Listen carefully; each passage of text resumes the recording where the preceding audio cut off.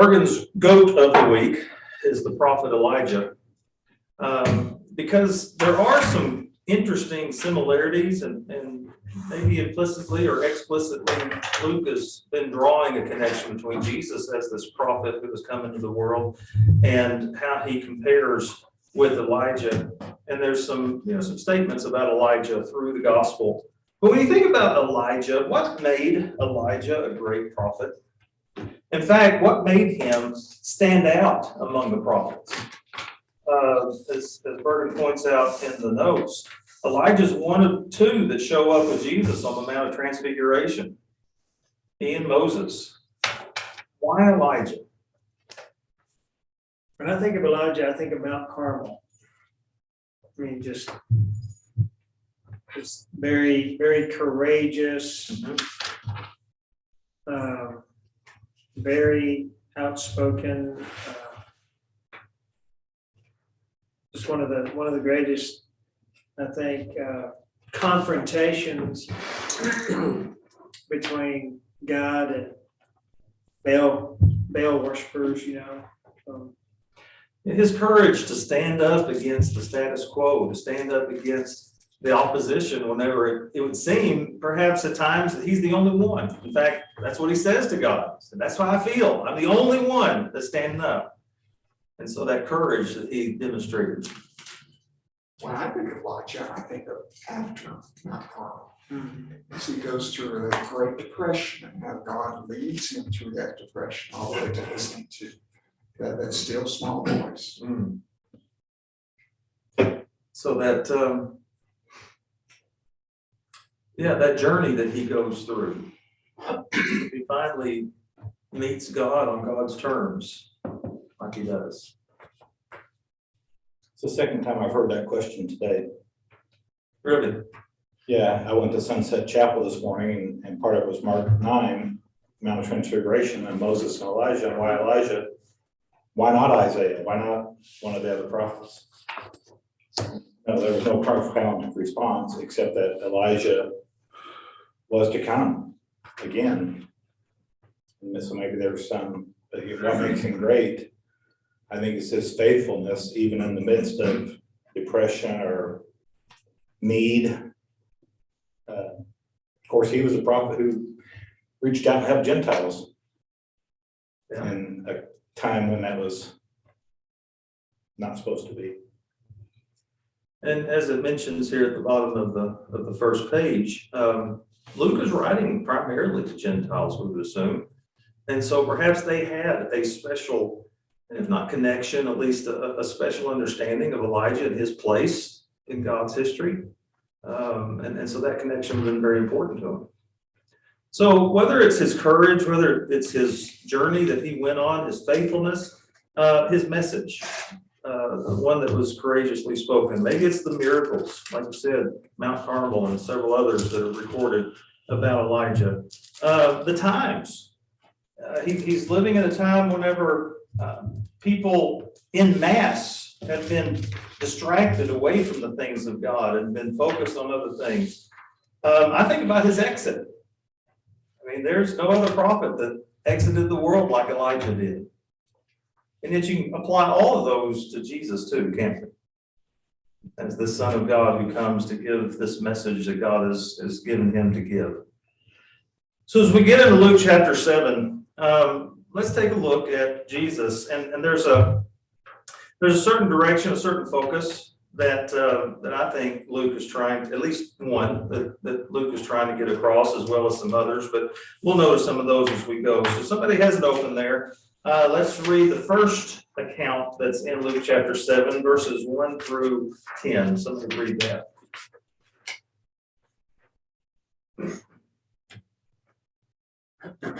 When Jesus had finished saying all this, in the hearing of the people, he entered Capernaum, and there a centurion's servant, whom his master valued highly, was sick and about to die. The centurion heard of Jesus and sent some elders of the Jews to him, asking him to come and heal his servant. When they came to Jesus, they pleaded earnestly with him, "This man deserves to have you do this because he loves our nation and has built our synagogue." So Jesus went with them. It was not far from the house when the centurion sent friends to him to say to him, Lord, don't trouble yourself, for I do not deserve to have you come under my roof. That is why I do not even consider myself worthy to come to you. But say the word, and my servant will be healed.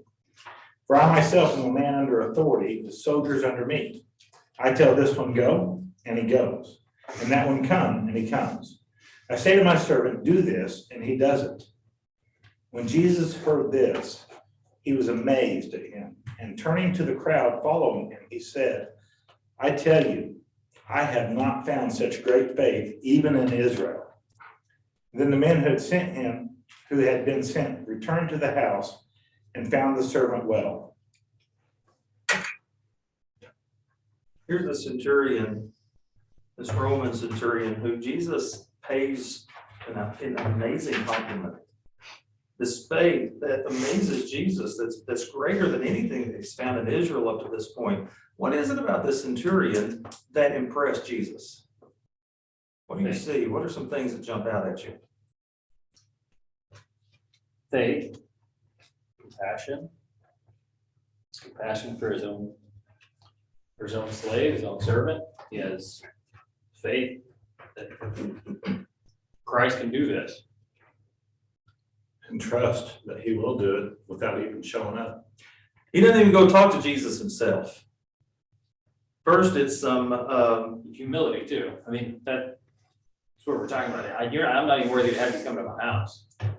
Now, this is a statement that it had never really hit me quite like it did this time as I was reading through it. But it comes right on the heels of Jesus' statements here in this sermon and talking about the kind of disciple, the kind of person that Jesus wants us to be. And there's mention of this humility and this understanding of ourselves compared with others and compared with God. And then in verse 4, these Jewish leaders come to Jesus and say, this man deserves to have you do this, because look at all the good things that he's done for the nation of Israel. But then whenever he sends words through some friends, the centurion himself says, at the rest of verse 6, Lord, don't trouble yourself, for I do not deserve to have you come under my roof. What would lead to such humility in a Roman centurion? Of all people, we might understand it from a hated tax collector. We might understand it from a woman that we'll see at the end of the chapter. We might understand it from several Jews that Jesus came into contact with that were looked down on by other folks. But a centurion of all people, what would lead to such a statement? Well, it's understood that he was probably a God-fearer, which is a phrase that means he was a Gentile attracted to the Hebrew God, but not willing to proselyte, which is why he would build their synagogue and love their nation. He loved their God. He just wouldn't go all the way to make himself a part because probably of his position and career. Mm-hmm.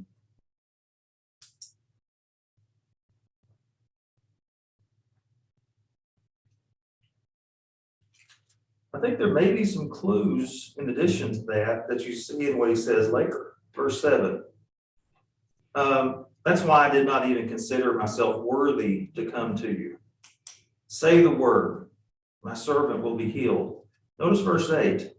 I myself am a man under authority, with soldiers under me. I tell this one, go, he goes, and that one, come, and he comes. I say to my servant, do this, and he does it.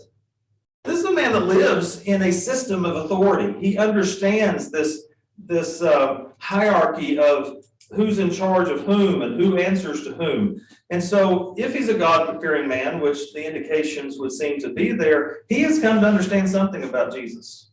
He understands that Jesus is on a plane higher than he is, even as a centurion. And so he can come to Jesus with this humility because he sees Jesus as someone who is in authority over him, even though he's a centurion. Isn't that remarkable that he would think this, especially about a Jew? See, one of my questions, I guess, is how do we how do we develop that kind of faith? How do we demonstrate the faith of the centurion in our lives right now? What kind of attitudes, what kind of perspective should we have?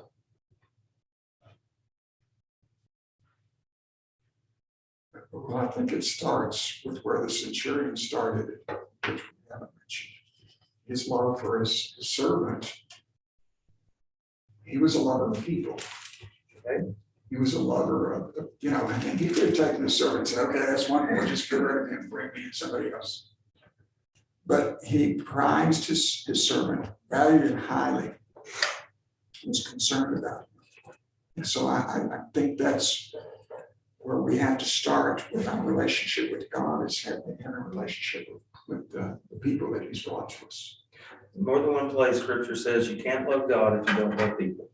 You can't love God if that love means reaching out, doing good, meeting needs. And so you see that in the centurion, who he could have traded his servant in. The word is the word for slave. We don't know exactly what kind of servant he was, but he could have been someone that the centurion bought. It could have been someone who was an indentured servant who was paying off debts. We don't know. He could have traded him in for a newer model. He's property. But he sees him as someone that needs cared for. Part of my thought behind him saying I'm not worthy is his understanding and respect for Jesus and what it would mean for Jesus if Jesus did go into his house. When we want something done, we want it done. We want to see, we want the evidence in front of us. But he's saying, I'm not worthy because I know what this will do to you if you come into my house. If you just say the word, I trust you that it will take place. And so he has a respect for Jesus more than we do at times, because we want the physical evidence right there in front of us. And he's willing to accept a word from a distance. And in the eyes of the Jews, he wasn't worthy. He was not desirable. It's a Roman soldier. So when he says, you don't come under my roof, don't even bother doing that. Just say the word and come. Okay, one of two things is going. The Jews had this understanding that if you went into a Gentile's home, it made you unclean. Is the centurion kind of reversing that, flipping that on its head and saying, hey, I'm not the one that's worthy of you coming into my house? Or you mentioned his concern for other folks. Is he concerned for Jesus? I don't know. The centurion sent Jewish elders to ask him. So there's already a relationship here between him and the Jewish, at least the Jewish culture and the Jewish people inside of Capernaum. How much did they interact? Did they, I doubt they're eating at one another's house. I would think that's still a no-no. But at the same time, as what my picture in my head is he's seen some of the things that Jesus has been doing in Capernaum, and he knows he's a Jew, and the only way he can get Jesus's attention is to go through the synagogue. So you go take the Jewish elders and you go, hey, I really need some help here. And he's probably done some things, or at least promoted some things so that help build the synagogue or help, pass this to get this thing done. And he's been an aid or a help to them throughout the process. So there's probably been an ongoing, he's already laid some groundwork for some friendships and some people to do this thing. Mm-hmm. Probably years in advance before Jesus ever got on the scene. Seems like to me. He developed that relationship with the folks that he knows. Yeah. So when you talk about going back to what impresses you about the centurion, it sounds to me like he's developed a relationship that's ongoing prior to Jesus being on the scene. Meaning it's not just his servant that he cares about. That's an outflow of this. So as we get in chapter 7, one of the things we're going to notice, we've noticed all the way through the Gospel of Luke, is how Jesus takes the norms and the expectations of of his day, and he just shuffles them all up. He does not give himself to those norms. And so as the story starts out, we see that even in this relationship with the centurion. And the centurion demonstrates that kind of casting off of social norms in order to honor Jesus, in order to have his servant healed. What kind of social norms do we have to cast off in order to be the disciple that Jesus calls us to be? In order to demonstrate the faith that the centurion servant demonstrated. Let's go on to the second story. Somebody now read verses 11 through 17. Just real quick, one comment, because my favorite part of this story, or what intrigues me most, is verse 9. Jesus is amazed at his faith and hasn't found faith like this in all of Israel. Mark chapter 6, verse 6 is the other time when it says Jesus was amazed. He's in Nazareth. And he was amazed at their lack of faith. So he's amazed at the Jews' lack of faith, and then amazed at the Gentiles' amazing faith. This verse also hit me also the contrast between the centurion who really didn't know Jesus and John the Baptist who knew him from his birth and said, "Are you one?"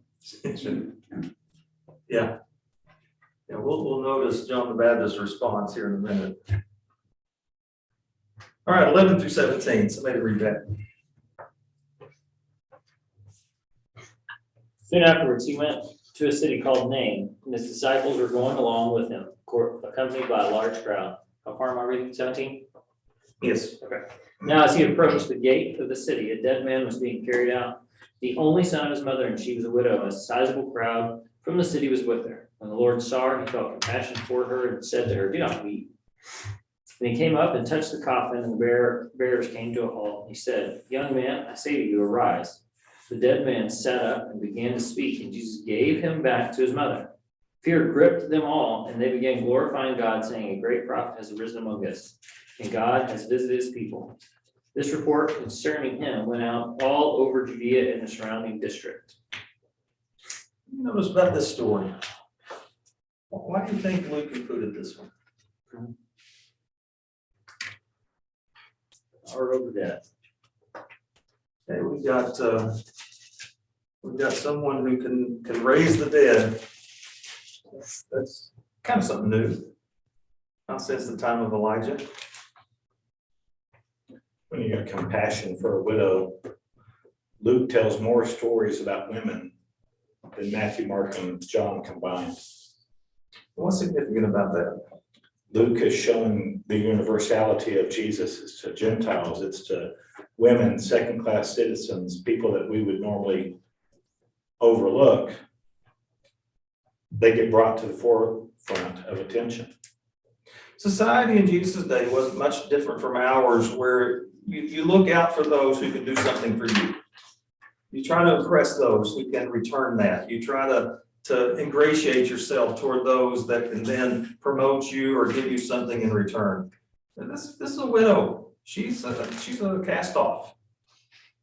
There's nothing this widow can do for Jesus. She's not going to be one of these disciples that contributes to his ministry. But he sees this funeral procession going through town, this town of Nain, and he stops long enough to bless this widow to bring her son back.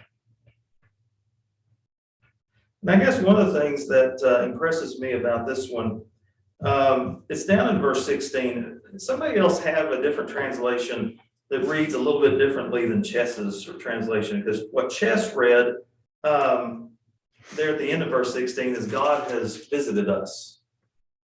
What do you have there in verse 16? God has come to help his people. Come to help his people. And visited is the word that's in the text. That's what's originally there. But in our language, we hear visited, and that means we've had guests in our house this week. We had my sister come because she came to help with my mom, who's been in rehab after getting out of the hospital. We had my mother-in-law this week because she came to go to the a cappella concert that was here this week. And then she was also looking at some retirement options here. And so they came and visited us. They came and spent some time with us. But the word visited has a much different connotation to it when it's used in this context, because what it means is that it is a visit, a being present with the implication of concern, or being present to help with something, or on hand to aid in some way. And so they look at Jesus here, and he stops long enough to show care and compassion toward a widow raising her son from the dead, and they're just amazed. They said, this is a great prophet. They're come. And what makes him great is that he is God who has come to help us out.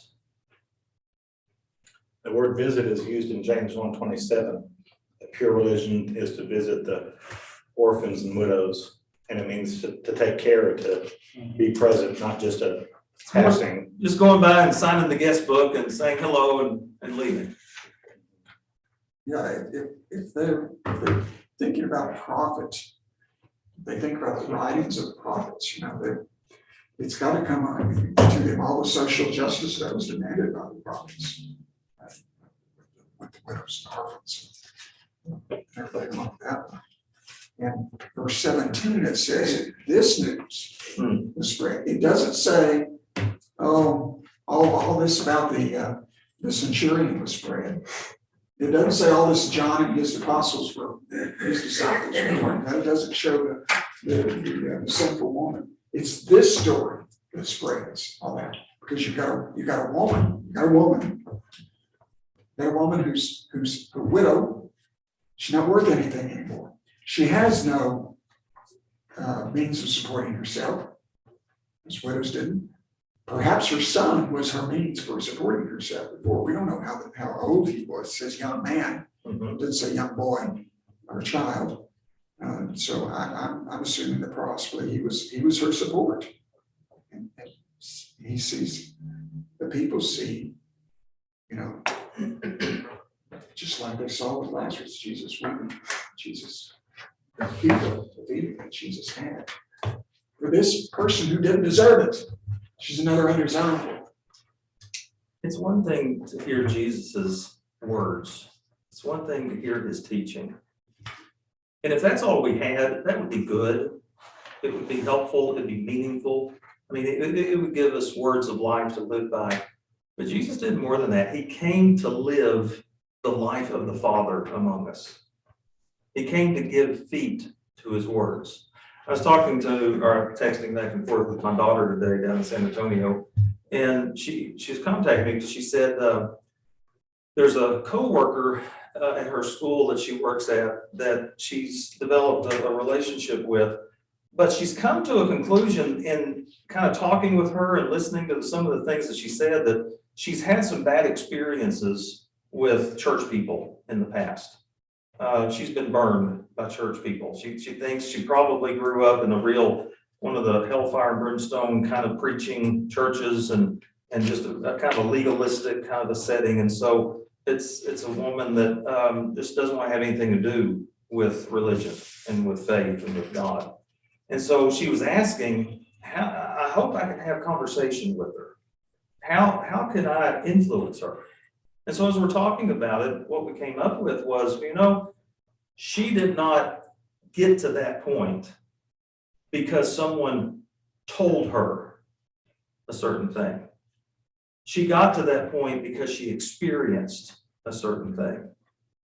And so no amount of words is going to convince her that following Jesus Christ and being a part of his body of people can be a different thing. You can't tell her that. She's got to experience something different.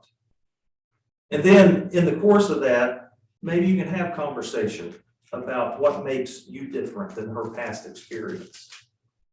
And so that's kind of what you're talking about here, where they see something different in Jesus. They've heard his words. They know what he says he's come to do, but now he's doing it. And it is so different from any of the religious leaders that they see. They experience something different. And so they go and they tell other folks about it. God has come to aid his people. He has come to help his people through this prophet, Jesus. Does that say anything to us about how we go out and influence our own culture, our own society with Jesus? I think in the term visit, now that we know a little bit more explanation, to me, it means it has a more intimate term to it, a little more meaning to that. So we don't go see our relatives, we go visit. That means you fellowship with each other and enjoy each other. So for them to say God has visited us means a lot. Has a big punch to it. It is huge. Yes, huge. I'm sure that Luke didn't do this on purpose, but that's okay. But Luke chapter 1, verse 68, this is Zechariah's prophecy. It says, "Blessed be the Lord God of Israel, for he has visited us," same word, and accomplished redemption for his people. And then in verse 78, the same Zechariah's prophecy, it says, "Because of the tender mercy of our God, with which the sunrise from on high will visit us," right? Same word, right? So all the way back in, 30 years prior to this is Zechariah is prophesying that he will come. And like you said, unless you go look and dig, you don't think about the word visit, at least in this case. He's coming to take care of. And now 30 years later, you're having people proclaim that's what he's doing. In fact, in the other translation of the words, verse 68 says, "Praise be the Lord, the God of Israel, because he has come and redeemed his people." And 78, it's because the tender mercy of our God, by which the rising sun will come to us from heaven.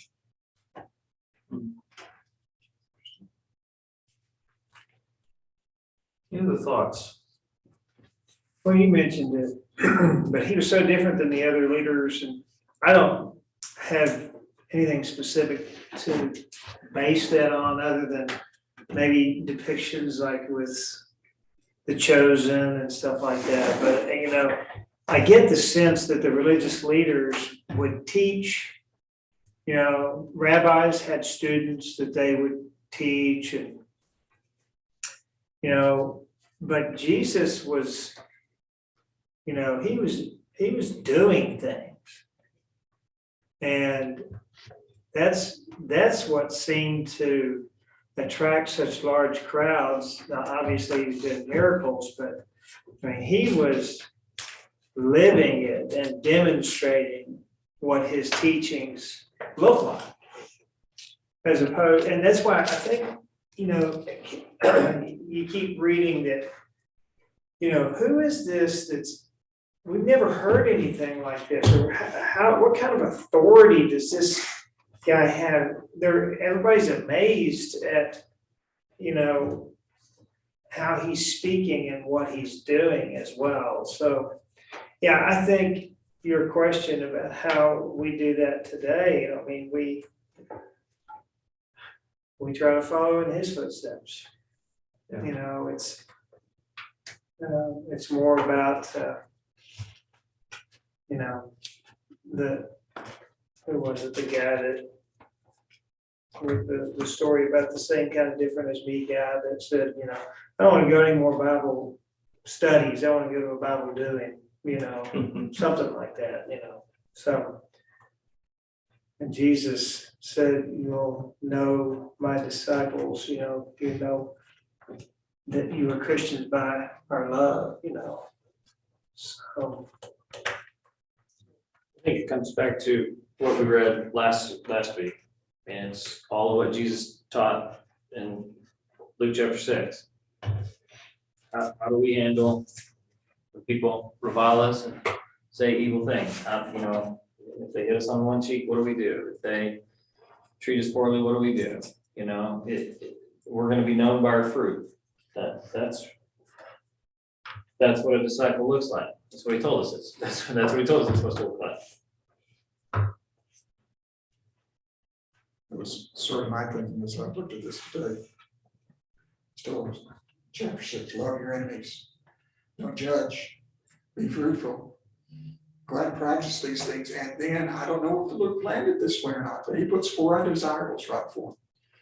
Puts the centurion, who the people would normally hate as a Roman servant. He puts a woman who has nothing, is not worth anything.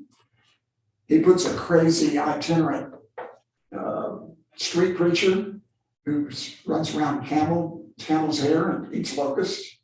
And he puts a sinful woman that comes and washes his ate with her hair. And he says, you know, here's my words, here's my practice, here's how you handle it. Demonstrates it through experiences. He says in verse 17, this news about Jesus spread throughout Judea, that kind of leads into 18, because John's disciples told him all about these things. Calling two of them, he sent them to the Lord to ask, are you the one who is to come, or should we expect someone else? Okay, let's stop there for a minute. Because John the Baptist if there's anyone, it would be John the Baptist who knows who Jesus is. As Bergen mentions in the outline, he jumped in the womb whenever Mary entered after she became pregnant with Jesus. He was the forerunner of Jesus. He's the one that saw the dove descend out of heaven and land on Jesus, which was the sign that this was the Messiah. Tells his disciples, look, there's the Lamb of God who's come to take away the sins of the world. Why this question now? Why is he doubting? Is he doubting? Well, I guess what's your take? Because one of the things is, it may be, I mean, I was just trying to think here of an illustration, you know, everybody here loves Paul Hill because you don't have a choice now. Because he's our missionary in England. Because you tell me I have to love him, I know I got that. But before he showed up, I could tell you how cool he was and how great his ministry is. But once he showed up and started teaching and preaching, and people got to know him and saw his heart, they began to appreciate him a lot more. So maybe John is doing this for the sake of his disciples. You need to go see Jesus. Ask him if he's the one to come. Let's see. And let's see if he can, because obviously they're still focused on John, but he's in prison. And so for whatever reason, they've not yet gone over like some of the other disciples have to Jesus. And so maybe it's not so much him doubting, because again, yeah, he did know. But maybe it's more for, you're struggling with this, so why don't you go ask him if he is the one who's to come? And see what you get from him. That would be one possibility, that he is using this as an opportunity to teach his disciples. Go ask some good questions. Go talk to Jesus. When Jesus answers their question, he tells them, you go back and report to John. As if this is a question John has. See, the other side of it is John's in prison. And it has gotten tough for John. He's about to face his death. It would be very natural, I would think, for John, as he's separated from the life that he had, and he's in this prison, to start wondering, did I get it right? Was I really focused on the right thing? I mean, did I miss it somewhere? So you're right, it could be one or the other. But what's significant is not John's doubt or lack of doubt, it's the answer that he gives. That becomes the launching point for Jesus' answer. When the men came to Jesus, they said, John the Baptist sent us to you to ask, are you the one who is to come, or should we expect someone else? And at that very time, Jesus cured many who had diseases, sicknesses, evil spirits, and gave sight to many who were blind. So he replied to the messengers, go back and report to John what you've seen and heard. The blind receive sight, the lame walk, those who have leprosy are cleansed, the deaf hear, the dead are raised, and the good news is proclaimed to the poor. Blessed is anyone who does not stumble on account of me. Notice his answer. His answer even goes against the expectation for the one who was supposed to come. What were they expecting? John said in Luke, well, he didn't say it in Luke 3, but Luke reports it in Luke 3. He's come to baptize, but also bring judgment. Right. And Jesus himself says in Luke 4, I've come to proclaim freedom for the prisoner. So yeah, so not that I aligned to that one, it's for his disciples. I'm just saying that is another alternative. Yeah, he may have been doubting because he's still in prison. Jesus isn't fighting against the Romans, because Acts chapter 1, verse 7 or 8 tells us that they all still thought that Jesus was here to restore the kingdom to Israel. Right. And it's not taking place yet.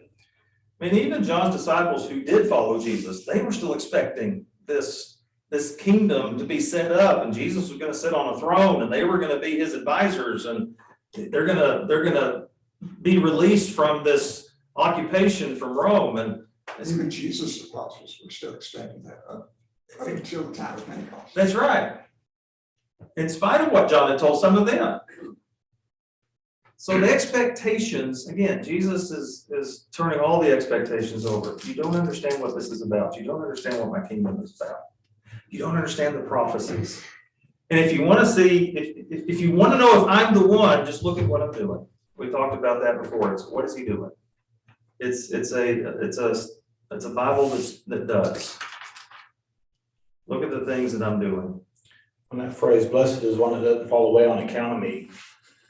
The way I equate that today is people who would say, well, my God would never do that.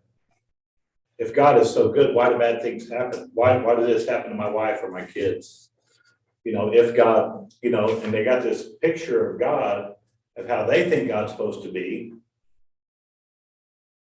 John had this idea of what the Messiah was supposed to be. Blessed is the one who doesn't fall away on account of me. Just, I want your perception of me is supposed to be. Yeah, I want you to bend your perception, bend your understanding to the truth, not to hang on to yours. And that's why verse 24 comes. After John's messengers left, Jesus began to speak to the crowd about John. Okay, now as we read this, what I want to ask you is, for whom is he saying these words? Who is he hoping hears him loudest? What did you see? What did you go out to the wilderness to see? A reed swayed by the wind? If not, what did you go out to see? A man dressed in fine clothes? No, those who wear expensive clothes and indulge in luxury are in palaces. But what did you go out to see? A prophet? Yes, I tell you, and more than a prophet. This is the one about whom it is written, I will send my messenger ahead of you who will prepare your way before you. I tell you, among those born of women, there is no one greater than John. Yet the one who is least in the kingdom of God is greater than he. All the people, even the tax collectors, when they heard Jesus' words, acknowledged that God's way was right because they had been baptized by John. But the Pharisees and the experts in the law rejected God's purpose for themselves because they had not been baptized by John. So Jesus went on to say, so what then can I compare the people of this generation? What are they like? They are like children sitting in the marketplace and calling out to each other, we played the pipe for you and you did not dance. We sang a dirge and you did not cry. For John the Baptist came neither eating bread nor drinking the wine, and you say he has a demon. The Son of Man came eating and drinking, and you say, here is a glutton and a drunkard, a friend of tax collectors and sinners. But wisdom is proved right by all her children. What's Jesus' point? Who's he talking to?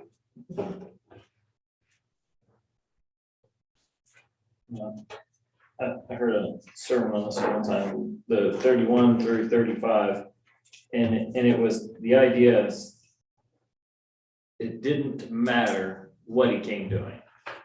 They were gonna have an objection no matter what. Who is they? Who's they? I want to specify who we're talking about. I would assume teachers of law, Okay. Pharisees, teachers of law, those that had it already pigeonholed. Okay. And it didn't matter what he was gonna come and do. If he came playing the dirge, they were gonna be mad because they wanted him to play the happy song.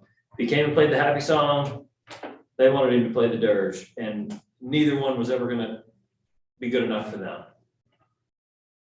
They had a different game to play. We're gonna take our ball and go home. That's it. He did not play the game by their rules. That's what that part in 31 through 34, that's what Jesus is pointing out. They had a certain tune that they were playing and they expected Jesus to sing along with it. They expected John the Baptist to sing along with it. They had a certain game that they were playing and they expected Jesus and John the Baptist to play by those rules. And when neither one of them did, they rejected them and they wrote them off. They decided this isn't it. Next. So one of the ones he's talking to is to try to correct the view of these religious leaders, and maybe not to the point of trying to change their minds, but to help the others understand their view is the wrong view. That's the wrong perspective. because we're gonna play by God's rules, and we're inviting you to be a part of that. But I wonder if he's also speaking to these faithful. I mean, it mentions there, verse 29 and 30, there's a few things in this chapter that just kept jumping out at me about the way Luke records it. Because it mentions two different groups of people. It mentions all the people, even the tax collectors, who were following and trying to follow God's way, and they had acknowledged that God's way was right. He mentions the Pharisees and the experts because they had rejected God's way. I wonder if Jesus is talking to both of them. He's talking to the Pharisees and the teachers of law to say, hey, you're right. He's not going to play by your rules. It's time for you to change your rules. It's time for you to give up your game and to do things God's way. But maybe he's also talking to the crowd to encourage them. And John the Baptist is in prison. No prophet gets put in prison and it's respectable. Maybe he's encouraging them to say, yeah, things are okay. We're not playing by their rules. We're playing by God's rules. Stay faithful. But it's the statement that he makes. All the people, even the tax collectors, when they heard Jesus' words, acknowledged that God's way was right because they had been baptized by John. It is a causal statement. They acknowledge God's way was right because they've been baptized by John. He says the same thing in the other direction about the Pharisees and experts in the law. They rejected God's purposes for themselves because they had not been baptized by John. What's the point, do you think? What was the purpose of John's baptism? Repentance for the forgiveness of sins. If I don't have sins, I don't need that baptism. So they're refusing to admit they have a problem, a spiritual problem, where the other ones admit we need help. Jesus says it's not the healthy, I mean the doctor, it's just sick. In John 9, at the end of it, he says, if you would admit that you're blind, then you'd be able to see. But because you claim that you can see, you're blind. A blind person admits, I have a need. I struggle. They're claiming, I see, I don't need this. I don't need John's baptism. I don't need Jesus. I don't need the doctor. And that's why they're missing out, because they're refusing to acknowledge their own issues. Yeah. Which is why the story follows up with the woman, the sinful woman. Because you have what Jesus is saying here, and now it's lived out in the dining room of this Pharisee. Not far too from blind man cannot lead a blind man, they'll both fall into the pit. People is not above his teacher, right? Jesus just read that, and then 35, yet wisdom is vindicated by all her children, right? What are they, what kind of children are they producing? What, is the blind leading the blind? Is, what are they, what's the fruit? For lack of going back to his teaching again, right? What's the fruit of their teaching? You mentioned this baptism of repentance. What that meant was, in their baptism, they were turning their lives to direct it toward God's purposes. So in being baptized, they were acknowledging God's way was the correct way to go. That whatever it was that they had been doing, whatever it was that they understood, whatever it was that they had given themselves to was not the right direction to go. Instead, they needed to do it God's way. That was what John's baptism was about, so that they'd be prepared for the Messiah to come and give them more understanding of what being a part of God's kingdom is about. It's God's way. The Pharisees and teachers of law, they refused to acknowledge God's way, and so they refused to submit to that baptism. They refused to change direction to go God's way. They were still caught up in their game. They were still caught up in their song. You see, the message for us is huge. If you're going to be Jesus' disciple, that means you've got to give up your games. You've got to give up your songs, and you're going to have to do it according to God's rules. You got to listen to his song. Learn his lyrics. See, there's a problem with expectations. We can let our expectations rule us, or we can give up our expectations of Jesus and let him set the rules for us. And we say that, but that's really hard to do, isn't it? That is really hard to do. But we had to go learn the meaning of I desire mercy, not sacrifice.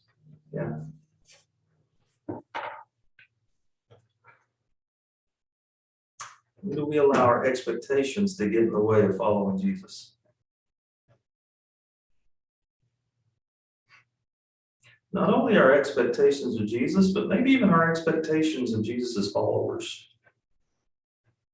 Because he's talking about not just their expectations of Jesus, he's talking about their expectation of John the Baptist. He says both of those expectations could get in the way.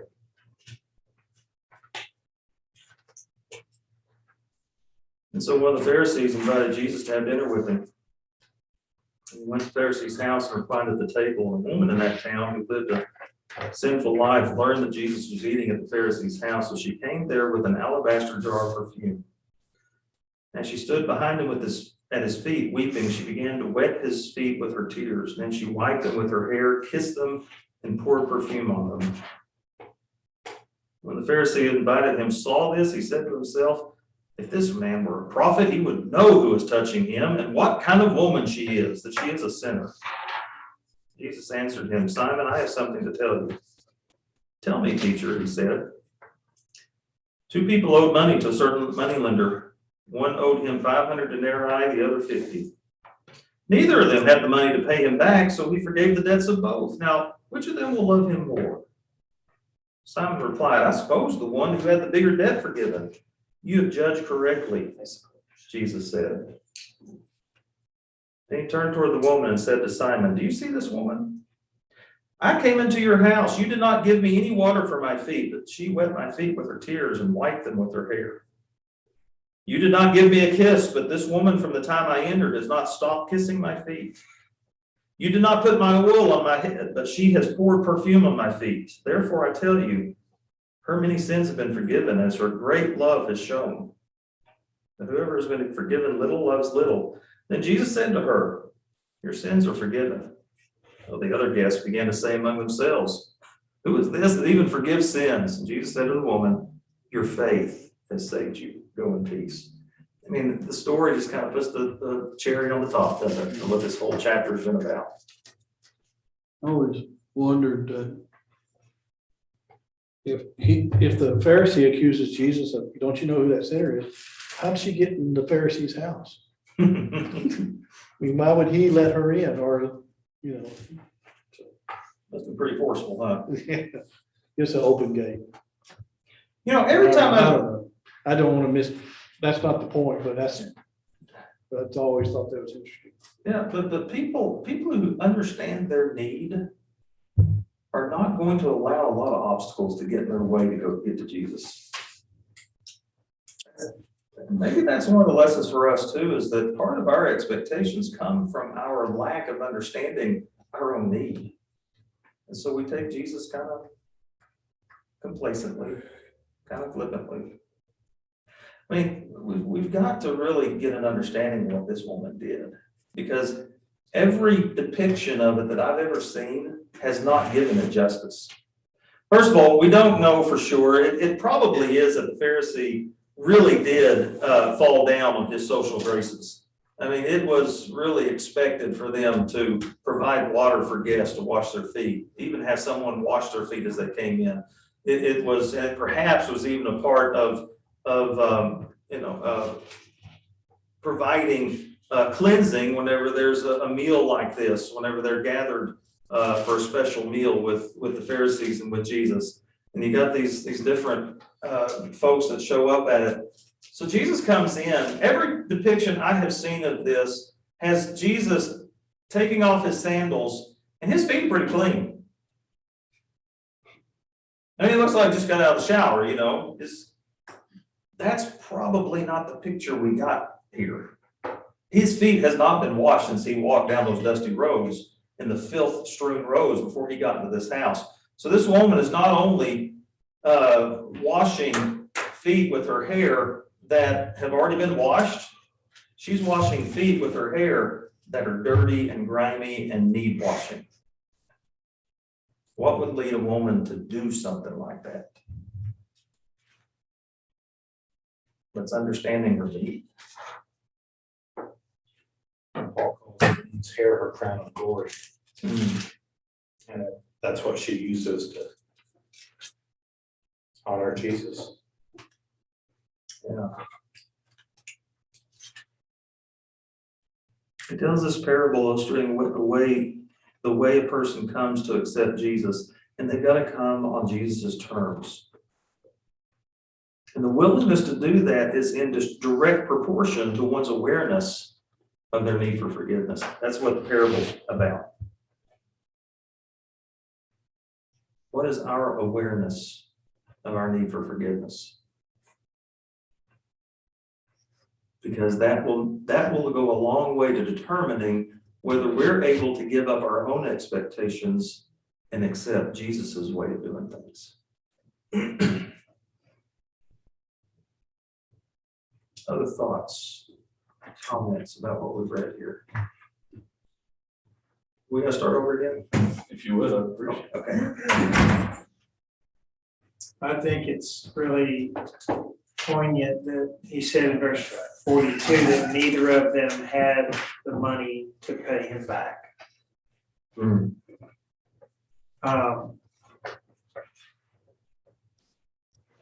And there's just so much about that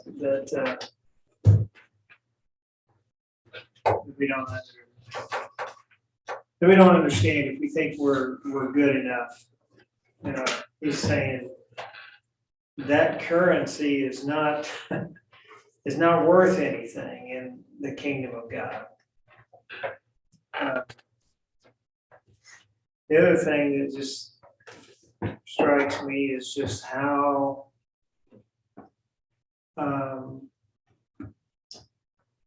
how humble she was, but also bold and courageous. I mean, how humiliating would it be to do what she's doing in front of the, Pharisees and all these honored guests? And you brought up that he failed in his social graces. I just wonder if, that he kind of wanted to have Jesus almost as a spectacle. And Jesus is this rogue rabbi. Mm. He didn't, he didn't have a pedigree. And, Jesus may have showed up with some of his disciples that they've already noticed these guys are a bunch of ragtag, they don't follow the law. It may have just kind of been,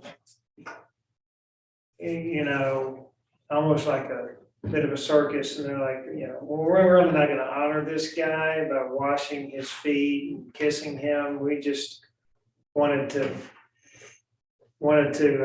have a spectacle, and just see how he's going to embarrass himself. Yeah. Like, I don't know if I've ever really noticed the progression of the story. He's talking, he says, Simon, I have something to say to you. And so he starts talking to Simon, he addresses Simon, right? And then he tells, so then he kind of tells him, who would love him more, right? Simon answers.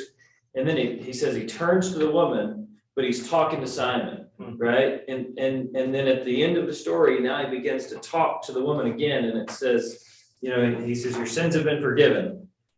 And then he says, your faith has saved you, go in peace. And now he's talking to her. Everybody else becomes peripheral, but they are responding to what he's saying. It's the noise in the background, but he's locked in here, as opposed to now I'm talking to her, but I'm really addressing him. I think there's something poignant there to me that is kind of neat in terms of intimacy. You get to see it. And if a story is building to its climax, Mm-hmm. the climax is not with the influential teachers of the law. The climax is with this woman who has nothing but forgiveness. And them not accepting it. And then not accepted. The application that's on this last page is good in that, it mentions these several individuals who interact with Jesus that have challenging circumstances. They're looking for answers in their life with Jesus. Which one do you relate to most? Do you relate to the centurion who had the humility to allow others to go and talk to Jesus? And Jesus didn't have to be there. I mean, most of us, we want to know that God's there. We want him to show up. Well, what does that mean exactly? Well, I want God to show up. Jesus never showed up except his power did. We have this poor widow who's lost her son. Do I relate more with her? And this compassionate Jesus who, through Jesus, God visits. God is present to give help. And I experience that.